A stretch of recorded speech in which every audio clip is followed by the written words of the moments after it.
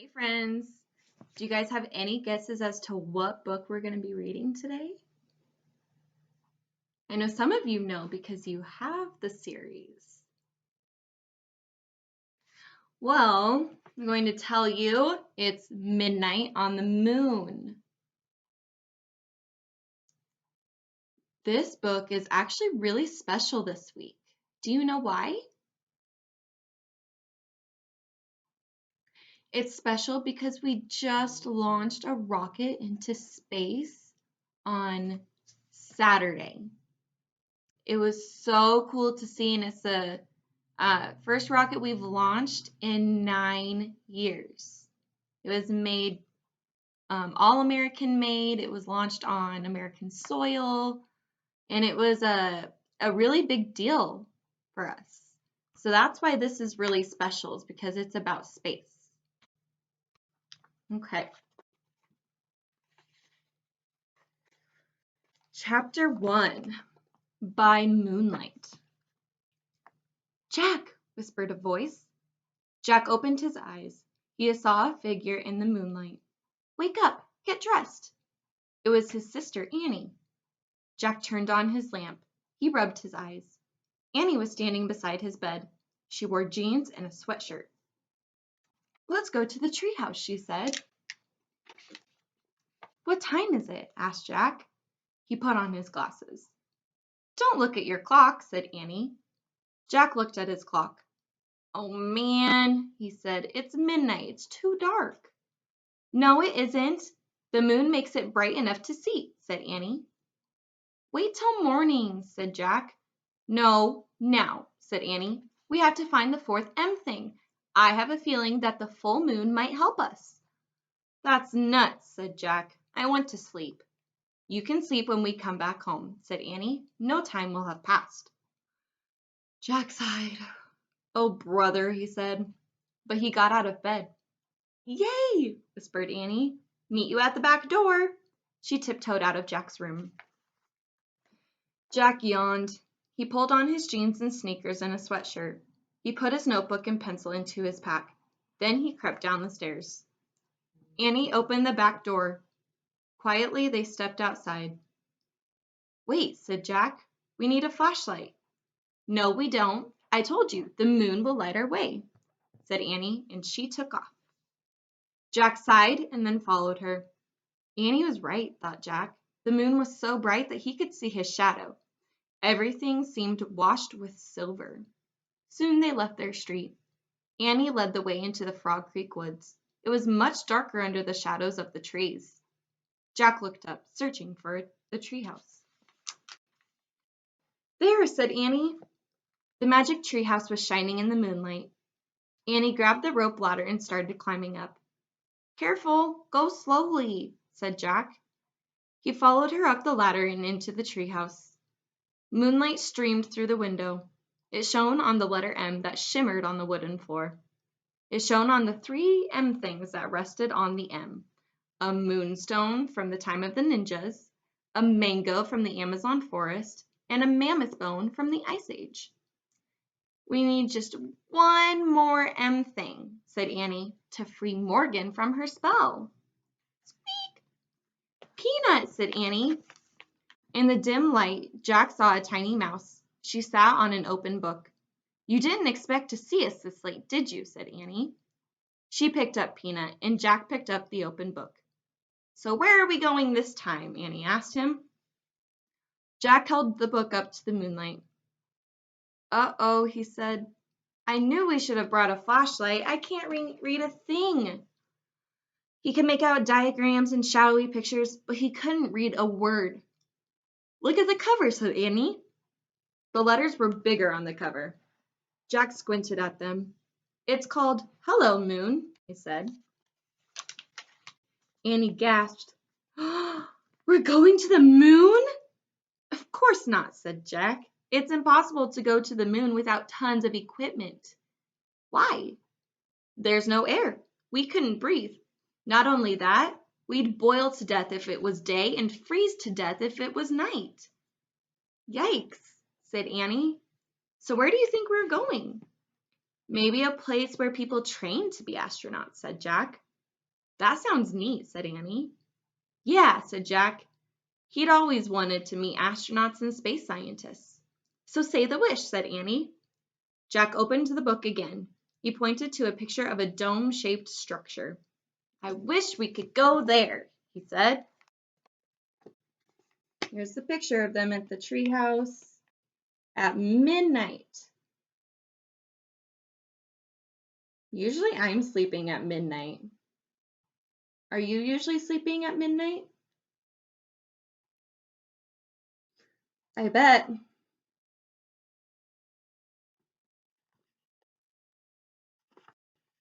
The wind started to blow. The treehouse started to spin.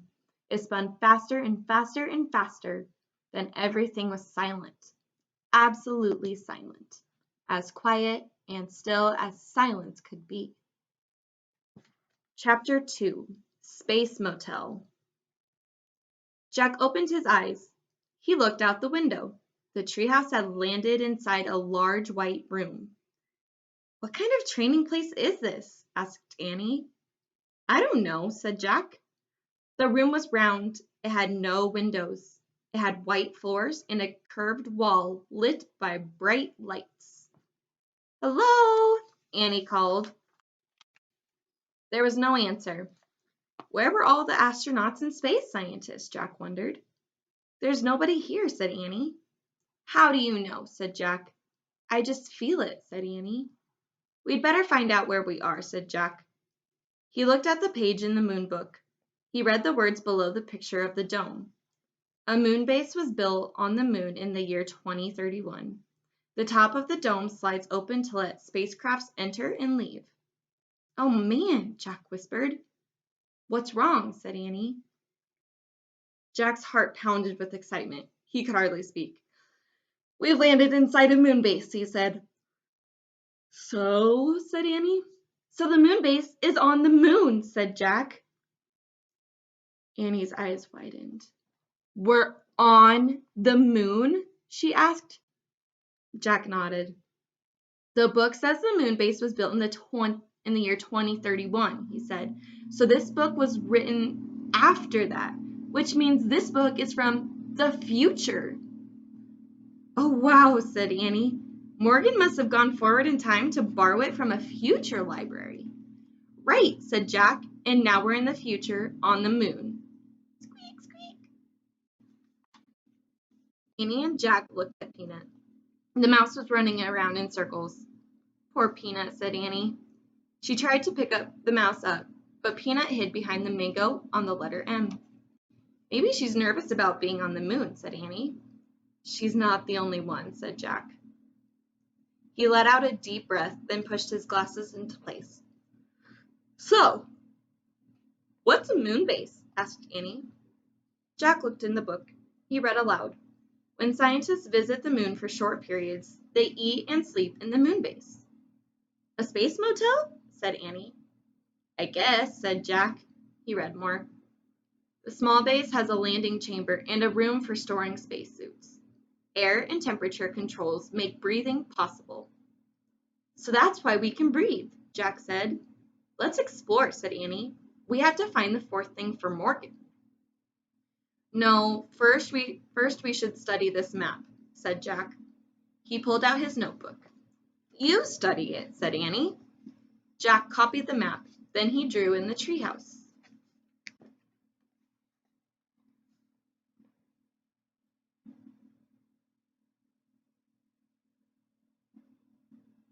So this is the treehouse. This is the airlock, so where they get air. This is a spacesuit storeroom. This is rocket entry, so where the rockets would land on it. This is the landing chamber. I wonder what else they're going to find. Okay, he said. He pointed at the X in his drawing. We're here. Jack looked up. Annie was gone. Oh, brother, said Jack. As usual, she had left without him, before they could even make a plan. Jack put the moon back and pencil into his pack. Carrying his notebook and backpack, he stared out the window. Squeak, squeak. Jack looked back at Peanut. The mouse was running back and forth on the M. Stay here and be safe, said Jack. We'll be back soon. Jack swung himself over the windowsill. His feet touched the floor of the landing chamber. Annie, he called. There was no answer. Jack looked at his diagram. It showed only one way to go. Jack walked along the curved white wall to the stairs. He climbed the steps to a hallway. Jack, hurry! Annie was at the end of the hallway, standing in the airlock. She peered out a window in a giant door. Jack hurried toward her. Annie stepped aside so he could look out the window too. Oh man, said Jack. What he saw took his breath away. He stared at a rocky gray land. The land was filled with giant craters and tall mountains. The sun was shining, but the sky was ink black. Say hi to the moon, Annie said softly. Chapter 3. Open Sesame. The fourth M thing must be out there, said Annie. Beside the door was a button with the word open on it. Annie reached for the button. Wait, Jack grabbed her hand. There's no air on the moon, remember? Oh, right, but we have to go out to find the M thing. Let's see what the book says, said Jack. He pulled the book out of his pack. He flipped through it until he found a page that showed the surface of the moon. He read aloud. It takes 14 Earth days to equal 1 day on the moon. No air protects the moon from the sun's rays, so daytime heat reaches 260 degrees. Jack looked at Annie. I told you our blood would boil if we went out there, he said. Yuck, she said. Jack read from the book again. Moon scientists wear spacesuits, which have controls to keep them from getting too hot or too cold. They have tanks which provide air for 2 hours. Where do we get spacesuits? Asked Annie. She looked around, then trotted back down the hall. Maybe there... Jack was studying his map. Let's try the spacesuit storeroom. Don't look at the map, said Annie. Look at the real room. Jack glanced up. Annie was peering through a doorway off the hall. There's a ton of space stuff in here, she said. Jack went to look. Bulky white suits hung from hangers. Air tanks, helmets, gloves, and boots sat in neat rows on shelves. Wow, it's like the armor room in the castle, said Jack. Yeah, with huge armor, said Annie. Let's pick out the smallest stuff, said Jack.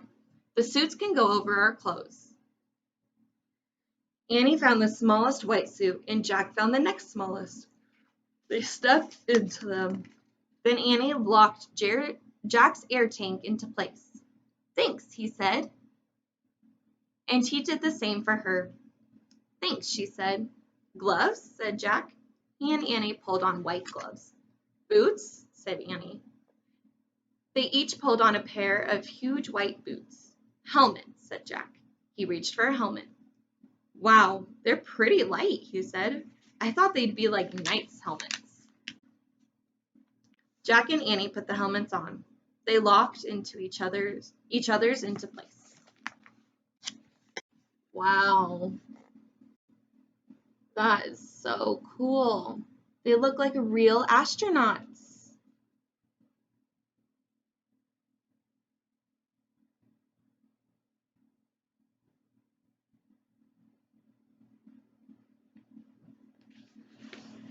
I can't move my head right or left, said Annie. Me neither, said Jack. Let's try walking. Jack and Annie moved clumsily around the room. Jack felt like a fat snowman. Close your visors, said Annie. They both closed their see-through visors. Cool air filled Jack's helmet. I can breathe, Annie yelled. Her voice boomed in Jack's ears. Ow! Talk quietly, Jack said. We have two-way radios inside our helmets. Sorry, whispered Annie. Jack put the moon book back in his pack. Then he slung the pack over his shoulder. Okay, he said. Remember, we only have 2 hours of air in our tanks. So we need to find the fourth M thing really fast. I hope we can find it, said Annie. Me too, said Jack. He knew they could not go home until they did. Let's go, said Annie. She gave Jack a little push. Watch it. No goofing off, he said. We don't want to fall over in these suits. Just go, go, said Annie. She pushed him out of the room. They walked back to the airlock. Ready, said Annie. Open sesame. She pressed the open button. A door slowly slid closed behind them. A door opened in front of them, and Jack and Annie stepped out onto the moon. Whoa. Chapter 4, Moon Rabbits. Oh, wow, said Annie. She took a step forward, but Jack stood frozen. He wanted to get a good look at everything first. He stared at the ground.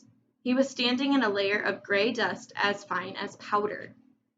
Footprints were everywhere. Jack wondered who had made them. He reached into his pack for a moonlight book. To his surprise, it was as light as a feather. He found a picture of footprints on the moon. He read, "The moon has no rain or wind to blow the dust around, so footprints will never wear away naturally, not even in 1,000,000,000 years." Oh man, said Jack. The moon was the stillest place he had ever been.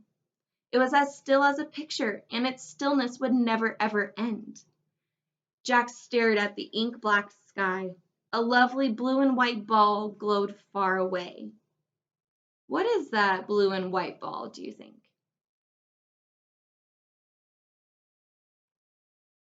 Earth. For the first time, it really hit Jack. They were in outer space.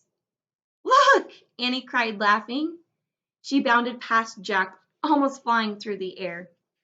She landed on her feet. Then she jumped again. "I'm a moon rabbit," she called. Jack laughed. How does she do that, he wondered. He turned a page and read, "A person weighs less on the moon because of the moon's low gravity and lack of air. If you weigh 60 pounds on Earth, you would only weigh 10 pounds on the moon." "Don't just stand there reading," said Annie, grabbing the book from Jack's gloved hand. She tossed it into space. It flew far away. Jack started after it. He bounded up and down, boing, boing, boing. Now he felt as light as a feather. "Look," Annie called to Annie. "Look," he called to Annie. "I'm a moon rabbit too." Where Jack's boots hit the ground, moon dust gracefully sprayed into space. The book had landed at the edge of a shallow crater. When Jack reached it, he tried to stop, but his feet slipped. Oh no! I wonder what happened.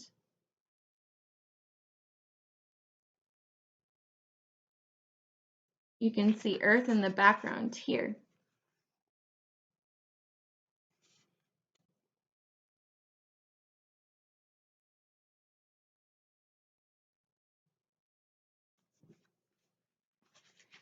He fell right over and lay on his side. He tried to stand, but he was off balance. He tried again, but the dust was just too deep, and his spacesuit was too clumsy. "You okay?" asked Annie. "I can't get up," said Jack. "You shouldn't have been goofing off," said Annie wisely. "You goofed off first," said Jack. "Now help me up, please." Annie started toward him. "Don't fall too," warned Jack. "I won't." Annie moved very slowly. She half floated, half walked. "Give me your hand," she said. Annie grabbed Jack's hand. She pressed her boot against his and pulled him up. "Thanks," he said. "No problem," she said. "It was easy. You were really light." "Thank goodness," said Jack. "It's impossible to get up alone." He picked up the moon book. It was covered with dust. He brushed it off. "Oh, wow, look," said Annie. She stood at the edge of the crater. "What is it?" said Jack. "A moon buggy," said Annie. The buggy was parked in the crater. It had 4 huge wheels. "Let's go for a ride," said Annie. "We can't," said Jack. "We just have 2 hours of air in our tanks, remember?" "I bet we'll find the M thing faster if we take the moon buggy." Annie bounded into the crater. "But we can't drive," said Jack. "I bet I can drive this," said Annie. "It looks easy. Come on." She jumped into the driver's seat. "But you don't have a license," said Jack. "Who cares?" said Annie. "There aren't any roads on the moon, or stoplights, or policemen either." She was right, Jack thought.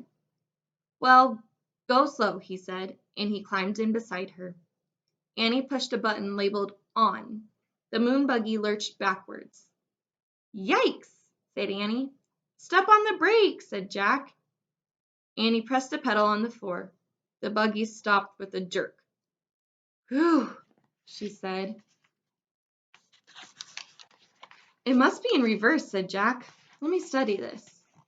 But before he could study anything, Annie pushed another button. The buggy tilted back. Its front wheels started to rise in the air, so it looked like this. "Let me out of here," said Jack. Annie pushed more buttons. The buggy's front wheels landed back on the ground, and the buggy leaped forward. "Slower," said Jack. "I can't," said Annie. "I don't know how." Annie steered the buggy over the tracks on the ground. The wide wheels kept it from sinking into the deep dust. "Careful," said Jack. The buggy zoomed out of the crater. Gray clouds of dust rose behind them as they took off across the moon. Chapter 5. Hang on! Annie drove the moon buggy over bumps and hollows. It bucked like a bronco. "I'm going through there," she pointed an opening between 2 mountains. Jack held on to the dashboard. The buggy bumped toward the opening and shot through. On the other side, the ground was even rockier. "Look for the 4th M thing," said Annie, bouncing up and down. Jack groaned. Looking for anything on this wild ride was impossible. "Slow down," he said. "How?" "Try pressing on the brake pedal on the floor slowly." Annie pressed on the brake. The buggy slowed down. Jack sighed with relief. The ride was still bumpy, but now at least he could take a good look at the moon. He had never been such colorless, barren place. There was no green, no blue, no red, no water, no trees, no clouds, only giant gray rocks and craters, and an American flag. Look at the moon buggy. How does it look compared to cars?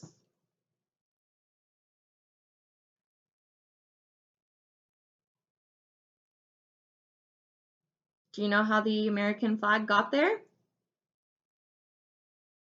We put it there when the first time we landed on the moon. And then there's Earth in the background again.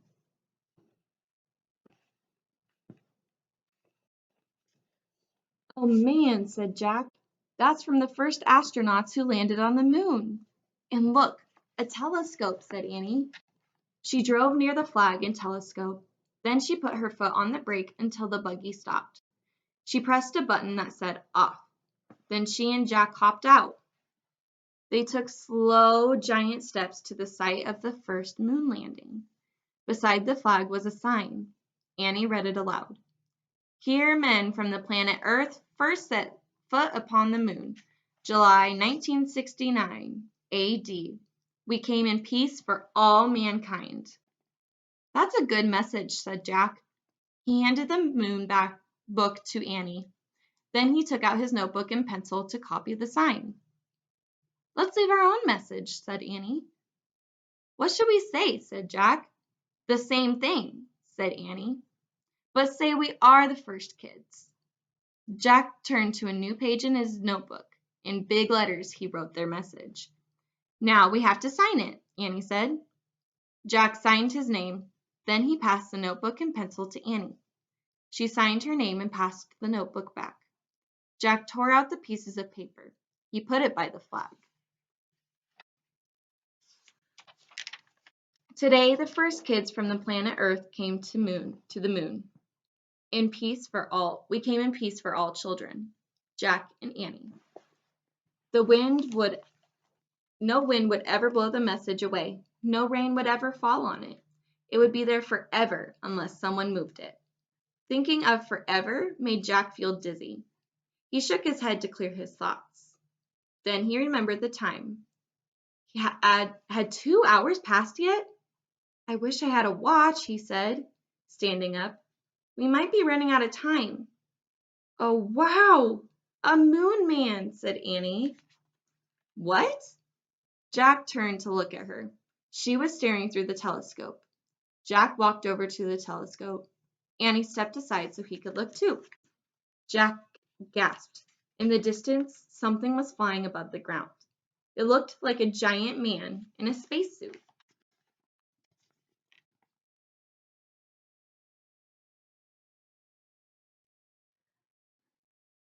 Do you think he's here to help them?